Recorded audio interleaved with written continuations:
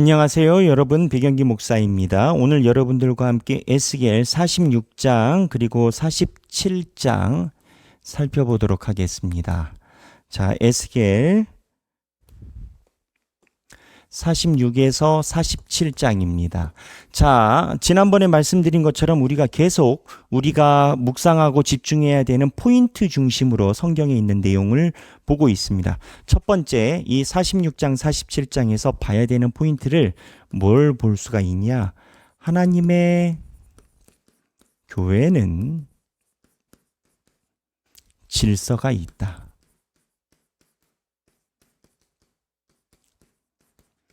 46장 9에서부터 12절입니다. 자, 46장 볼까요? 46장 9에서부터 12절인데요. 여기 보면 정한 절기에 이 땅 백성이 초하루인데 이제 정한 절기라고 이제 번역이 됐네요. 46장 9절, 여기는 정한절기.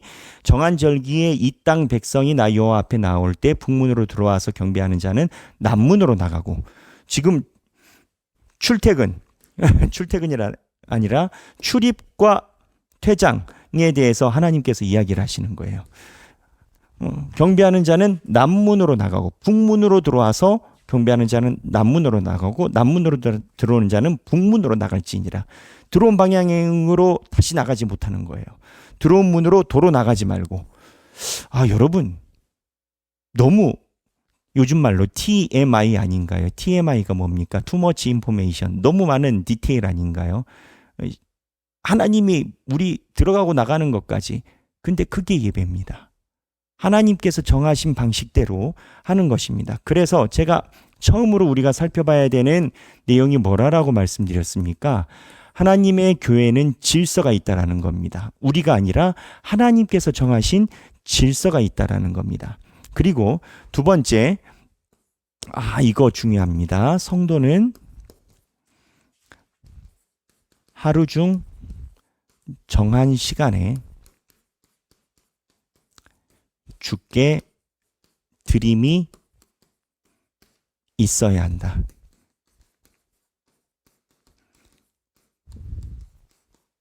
46장 13에서부터 15절입니다.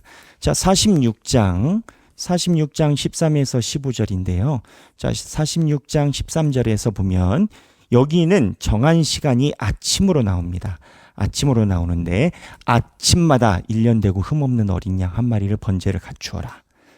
아침마다 그것과 함께 드릴 소재를 갖추되 밀가루와 6분의 1을 드릴지어다. 15절, 아침마다. 지금 이 모든 행위가 어디에서 이루어지는 겁니까? 하나님께서 새 예루살렘, 새 성전을 주셨을 때인 겁니다. 예수 그리스도의 보혈에 의해서 하나님과 가까워지고 난 다음입니다. 아침마다. 여러분, 지금 말씀 훈련하고 계시죠? 말씀 훈련 왜 하고 있습니까? 하나님께 드리는 시간이 이 말씀 훈련의 시간으로 여러분들에게 있는 것으로 생각을 합니다. 그리고 세 번째, 삶의 회복은 성전에서부터. 삶의 회복은 성전에서부터. 47장 1절입니다. 자, 47장 1절 볼까요? 47장 1절에 보면 그가 나를 데리고 성전문에 이르시니, 성전에 갔어요. 성전 앞면이 동쪽을 향하였는데 그 문지방 밑에서 물이 나와 동쪽으로 흐르다가 성전 오른쪽 남쪽으로 흘러가니라. 이게 무엇에 대한 상징이냐? 지금 이스라엘 백성들의 땅이 황폐해졌습니다. 가난해요. 광야예요. 가난이에요. 기근이에요. 그런데 성전, 그 문지방 성전에서부터 이스라엘 백성들을 향한 물이 흘러나오는 거예요. 무슨 얘기냐? 아까 요약해 드린 내용 그대로입니다. 삶에 대한 회복은 성전에서만 가능합니다. 삶에 대한 회복은 성전에서만 이루어지고, 성전에서부터 이루어질 때 삶에 대한 회복이 가능하다라는 메시지를 갖고 있습니다. 그 다음에 네 번째,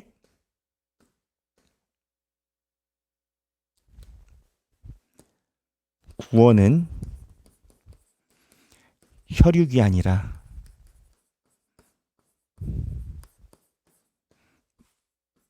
말씀 순종으로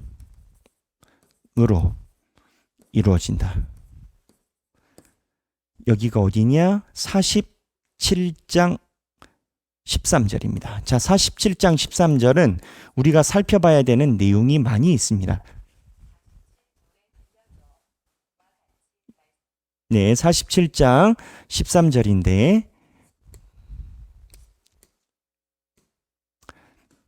주 여호와께서 이같이 말씀하셨느니라. 너희는 이 경계선대로 이스라엘의 12지파에게 이 땅을 나누어 기업이 되게 하라. 이 땅을 나누어 기업이 되게 하라. 자, 이 땅은 무엇인가요? 여기에서 이야기라는 이 땅은 실제적인 땅이라고 이야기하지 않습니다. 왜? 하나님이 새 예루살렘과 새 성전을 주셨는데 이 땅에 있는 실제적인 거면 뭐 얼마나 대단할 수 있겠습니까? 사실은 이 에스겔이 보고 있는 환상은 요한계시록에 나오는 새 예루살렘입니다. 천국입니다. 영적인 겁니다. 그런데 여기에 보면 이스라엘의 12지파에게 주신다라는 겁니다. 이스라엘의 12지파의 상징이 뭔가요? 하나님의 말씀대로 살아온 백성입니다. 그들의 소견대로 옳은 것이 아니라. 그래서 하나님의 말씀대로 살아온 자에게 이 땅이 어디겠어요? 당연히 천국이겠죠. 하나님 나라 땅이겠죠. 그래서 하나님의 말씀대로 이스라엘은 혈육의 개념이 아니에요. 혈육의 개념이 아니고 하나님 말씀대로 살아온 사람들의 분류입니다. 이스라엘 12지파에게 이 땅을 나눠주신대요. 혈육이 아니에요. 하나님께 순종한 사람들에 대한 하나님께서 주시는 지파입니다. 그러다 보니까 우리가 여기에서 생각할 수 있는 게 또 하나가 있습니다. 중요한 겁니다. 무엇을 유산으로 줄 것인가? 누구에게? 자녀. 47장 13절입니다. 저는 목사입니다. 하지만 목사이지만 부족한 목사입니다.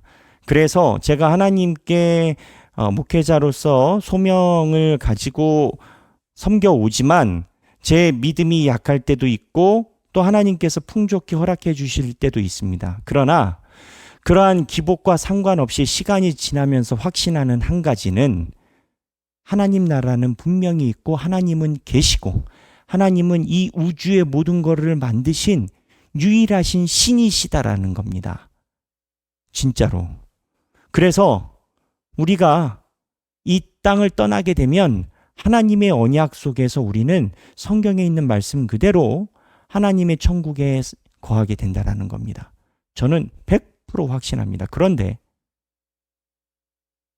내 자녀에게 이 믿음을 물려줌이 가장 많은 축복을 물려주는 겁니다. 돈보다 더한 겁니다. 우리 부모님이 이러한 믿음을 갖고 계심이 저는 감사합니다. 왜냐하면 천국 가서 뵐 거니까. 그래서 무엇을 유산으로 줄 것인가? 47장 13절에 보면 이 본문이 왜 여기에 나오느냐? 목사님이 왜 진중하게 이렇게 이야기를 하느냐? 보면 47장 13절에 하나님께서 하나님의 땅과 나라를 하나님께서 지파를 따라서 천국에서 준비를 하신다라는 예루살렘의 상징이 있습니다. 그래서 여러분 신앙을 남김이 가장 중요합니다. 부모님께 선물 무엇을 드릴까요? 부모님이 신앙을 가지시게끔 해드림이 가장 큰 효도입니다. 부모님이 신앙이 없으시다면, 약하시다면, 형제자매도 마찬가지입니다. 오늘 46장, 47장입니다. 교회는 질서가 있어야 된다. 성도는 하루 중에 정한 시간에 주께드림이 있어야 된다. 삶의 회복은 성전에서부터 시작된다. 구원은 혈육이 아니라 말씀 순종, 이스라엘 지파가 돼야죠. 순종으로 이루어진다. 무엇을 유산으로 줄 것인가? 47장 13절. 이 내용 중심으로 말씀을 나눠보시고 이 내용 외에도 여러분들이 생각이 되는 기도가 있으면 기도 제목과 나눔이 있으시면 오늘 카톡방에 나누시고 행복한 성경 읽기 되시기를 바랍니다. 오늘 에스겔 46장 47장입니다. 모두 행복한 성경 읽기 되세요. 감사합니다.